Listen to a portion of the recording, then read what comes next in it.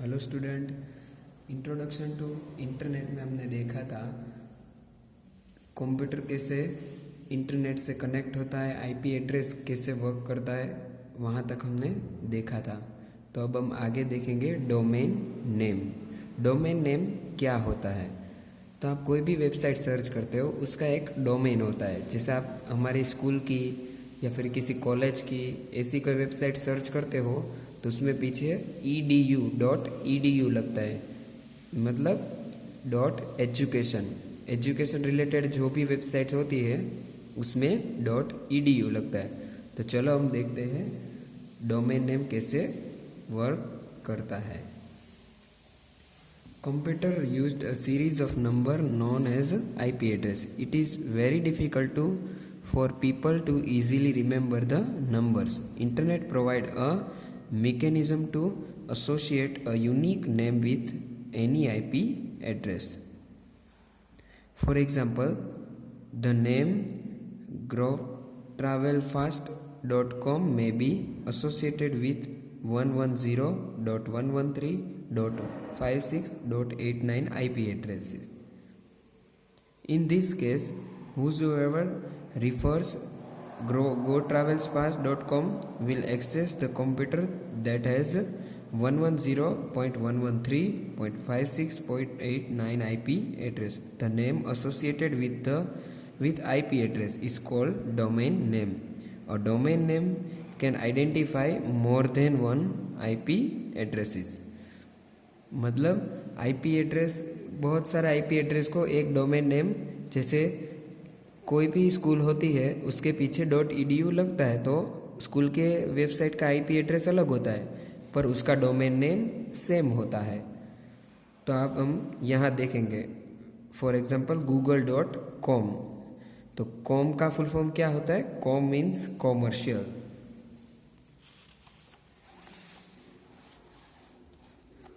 यहाँ थोड़े एग्जाम्पल है जो हम देखेंगे जो कॉमनली यूज्ड होते हैं।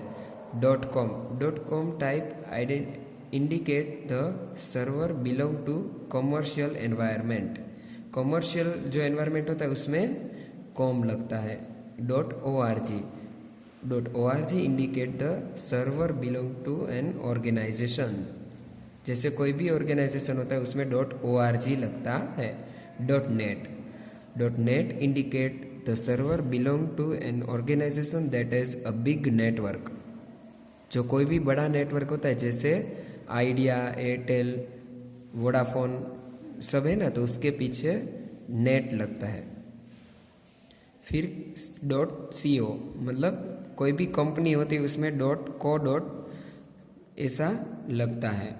फिर है .gov, जैसे कोई गवर्नमेंट की एजेंसीज होती है उसमें .gov.in लगता है, मतलब गवर्नमेंट, और .in का मतलब होता है इंडिया। जैसे आप आधार कार्ड या ऐसी कोई गवर्नमेंट की वेबसाइट सर्च करोगे तो उसमें .gov.in होगा, मतलब गवर्नमेंट इंडिया ऐसे।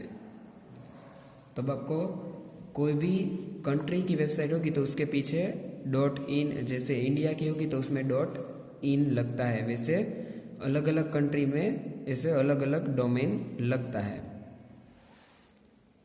पॉपुलर डोमेन नेम्स, तो उसमें पहला है google.com, जो आपको पता है कि जो बहुत फेमस है और वो सर्च फैसिलिटी देता है। फिर है yahoo.com, this provide wide variety of internet service including email. facebook.com, the most famous social networking company, domain name. facebook.com है वो एक बहुत ही फेमस, जो व्हाट्सएप, इंस्टाग्राम, वो भी सब facebook.com की ही फैसिलिटीज़ है। youtube.com, जो आप वीडियो देखते हो गूगल में, वो भी एक कॉमर्शियल वेबसाइट है। amazon.com, ई कॉमर्स कंपनी, जिसमें आप सब कोई भी प्रोडक्ट ले सकते हो उसमें से। तो आपको अब डोमेन नेम समझ में आ गया। हर वेबसाइट में एक डोमेन नेम होगा, तो आपको सर्च करना है कि कौन सी वेबसाइट का कौन सा डोमेन नेम है। Types of internet connection. any computer can connect to internet using any one of the following method. अब इंटरनेट कनेक्शन की टाइप देखनी है हमें। उसमें पहला है ब्रॉडबैंड कनेक्शन और दूसरा है वायरलेस कनेक्शन। तो आपको बेसिक ये नाम रीड करके ही आपको समझ में आ जाएगा कि वायरलेस मतलब जो हम मोबाइल में नेट कनेक्ट करते हैं वो होता है वायरलेस कनेक्शन, जो एक नेटवर्क के साथ जुड़ा हुआ होता है।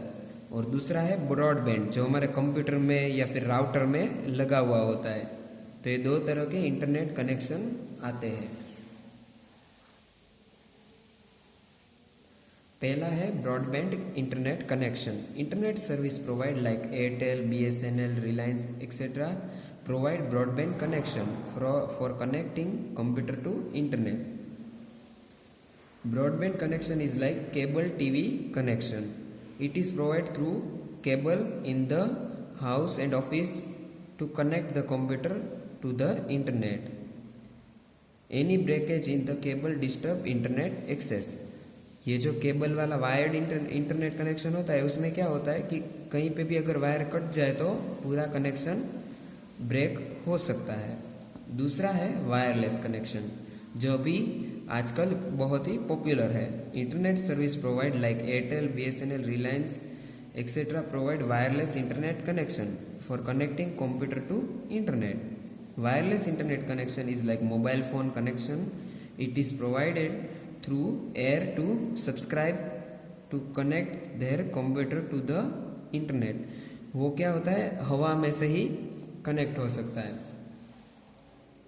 अब जो है वो है इस चैप्टर का main part, advantage of internet. Internet के कुछ एडवांटेज जो आपको सब ज़्यादा तो पता ही होंगे कि इसमें से हम लोग खाना ऑर्डर कर सकते हैं, थ्रू आउट इंटरनेट हम लोग बैंकिंग कर सकते हैं और शॉपिंग कर सकते हैं और टाइपिंग बहुत कुछ कर सकते हैं। हम लोग सर्च कर सकते हैं। आपको अगर कोई भी हार्ड वर्ड है या कोई स्पेलिंग है या कोई लैंग्वेज का भी जानना होता है तो आप तुरंत इंटरनेट की मदद से कोई भी लैंग्वेज सीख सकते हो। गूगल में कन्वर्ट करके कोई भी लैंग्वेज या कोई भी करेंसी कन्वर्ट कर सकते हो। तो वैसे बहुत सारे एडवांटेज है। तो अब हम देखते हैं पहला advantage, it provide means the instant communication. People who are far away can chat, talk or do video conference almost instantly. हम लोग व्हाट्सएप और दूसरी ऐप की मदद से इंस्टेंटली कॉल या वीडियो कॉल सब कर सकते हैं। फिर दूसरा है distance lose it meaning in internet. Data stored on computer that are in other cities countries can be acquired almost instantly. आप कोई भी कंट्री में से कोई भी अगर आपको कुछ डेटा भी चाहिए तो आपको तुरंत इंटरनेट की मदद से मिल सकता है। आपको पता है कि हम लोग तुरंत व्हाट्सएप से या इंस्टाग्राम, फेसबुक कोई भी रीत से हम लोग वीडियो कॉन्फ्रेंस से कहीं पे भी बात कर सकते हैं और कहीं पे भी फोटो वीडियो सब कुछ सेंड कर सकते हैं। Third, it bring down the investment cost. People can open e-shop on internet and sell their product without purchasing or hiring any physical shop.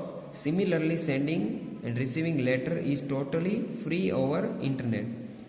Internet की मदद से आपको पता होगा कि आप ऑनलाइन भी सब कुछ सेल कर सकते हो। जैसे आपको पता है कि कोई लोग ऑनलाइन टी-शर्ट, फिर क्लोथ्स या कोई भी प्रोडक्ट हमें व्हाट्सएप पे फोटो भेज के बेच सकता है, तो उसे कोई शॉप की या कोई भी जगह पे बैठने की ज़रूरत नहीं रहती। वो अपने मोबाइल से ही इंटरनेट की मदद से अपना बिजनेस कर सकता है। और ईमेल, लेटर सेंड करना और रिसीव करना वो तो टोटली फ्री है। आपको पता होगा कि पहले के समय में जैसे वो कोई भी पोस्ट कार्ड लिखते थे तो कितना टाइम लगता था, पर अब इंटरनेट की मदद से हम लोग फ्रीक्वेंटली 1-2 सेकेंड में तो तुरंत हमारा मैसेज पहुंचा सकते हैं। तो अब फोर्थ है, it saves times, effort and energy acquiring information.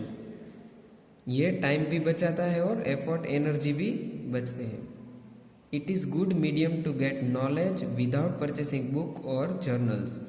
आप कोई भी बुक लिए बिना भी सब कुछ जान सकते हो। गूगल की मदद से आप कोई भी हार्ड वर्ड या कोई भी सर्च कर सकते हो। कोई भी टॉपिक आप विकिपीडिया पे, एनसाइक्लोपीडिया, कुछ भी आपको इजीली अवेलेबल हो सकता है।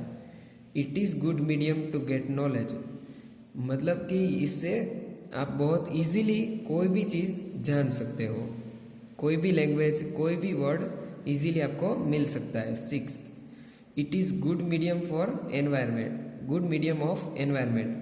One can watch free movies, place, documentaries and etcetera on internet. हम लोग एंटरटेनमेंट के लिए ये बहुत ही अच्छा है कि हम लोग इजीली कोई भी मूवी या कोई भी टीवी शोज इजीली देख सकते हैं। It is good platform for creating and developing new services. Uber taxi service is purely product of internet. जैसे आप कोई भी टैक्सी सर्विस या कोई भी क्रिएट करना हो आपको, कोई भी ऐप, तो आप इजीली इंटरनेट की मदद से कर सकते हो। It has made people's life easy.